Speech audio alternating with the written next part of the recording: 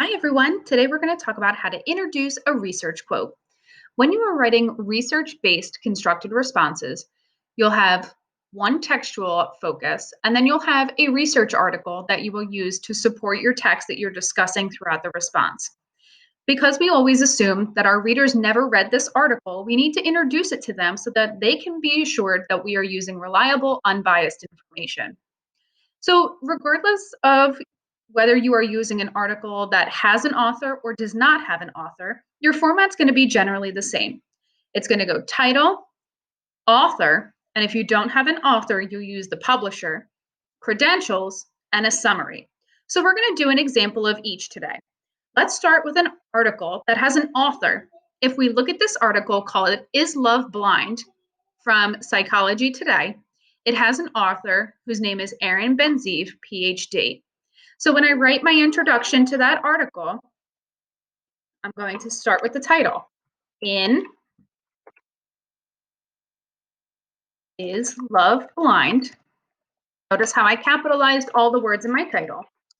By, then I put in my author, Aaron Ben-Zeev.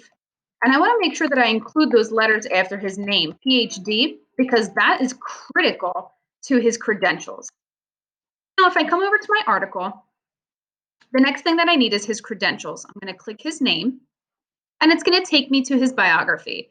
This is going to be a list of all of his degrees, his publications, and his accomplishments.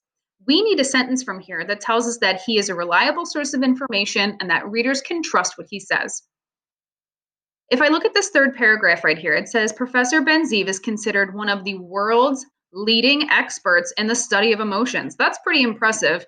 And if I'm looking for somebody who's the top of this topic, being the world's leading expert in the study of emotions is what I'm looking for. So I'm going to take that sentence and I'm going to copy it. And I'm going to come over to my sentence and I'm going to paste it. Comma. We'll fix the formatting to make it MLA at the end. So now I have my title, my author's name, their credentials. Now I need the summary. The summary can always be found, if I go back to the article, in the very first paragraph. This first paragraph says, lovers are often blind to the beloved's negative traits and tend to create an idealized image of the beloved. We often love the idealized object rather than the real one.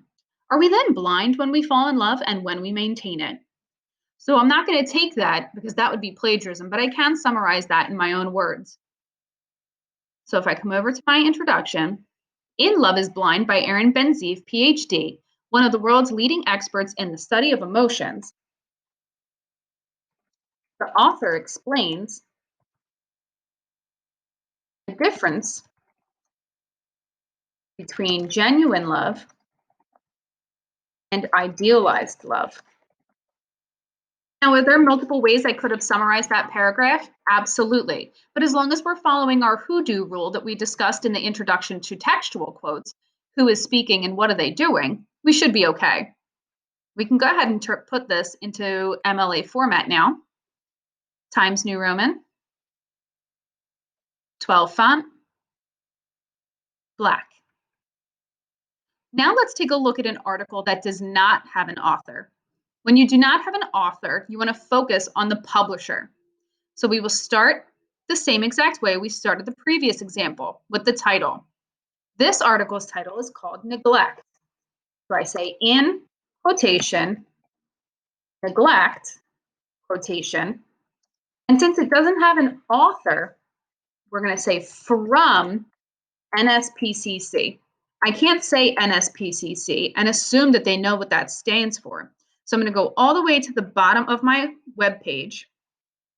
And it says at the bottom that NSPCC stands for National Society for the Prevention of Cruelty to Children.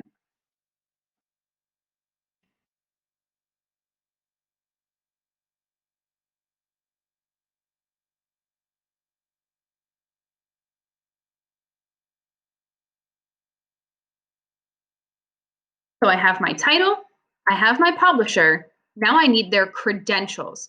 Also at the bottom, under links, is the About Us page. Any About Us page is going to describe what that particular website stands for and where they come from. So, for example, this one says, "We are the UK's leading children's charity. We've been looking out for children for 130 years." If I'm looking to deem them as a reliable source, saying that they have 130 years of experience in advocating for children is more than qualified to speak about the effects of neglect. So after my publisher, which I have right here, I'm going to put in their credentials. And I don't want to abbreviate, but I know that UK stands for United Kingdom.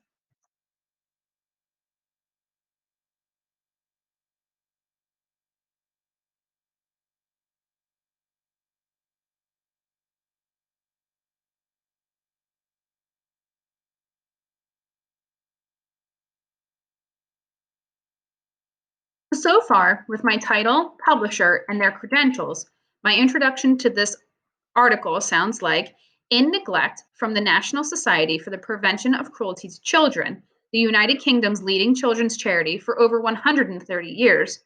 Now I need, just like the previous example, the summary. So I'm going to go back to my article, find the first paragraph, and it says, "Neglect is the ongoing failure to meet a child's basic needs and the most common form of child abuse. A child might be left hungry or dirty, or without proper clothing, shelter, supervision, or health care. This can put children and young people in danger, and it can also have long term effects on their physical and mental well being." That's a long first paragraph, so we're going to summarize it in our own words. The article explains how neglect is the leading cause of abuse among children and outlines the effects it has on those who suffer from it. Again, I have my who do. Neglect, leading number of abuse amongst children is my who. And what does it do? It causes people to suffer. So, regardless of whether you are citing an article with or without an author, we are always going to implement the title, credentials, and the article summary. If you have any questions, comments, concerns, please feel free to reach out to me at any time.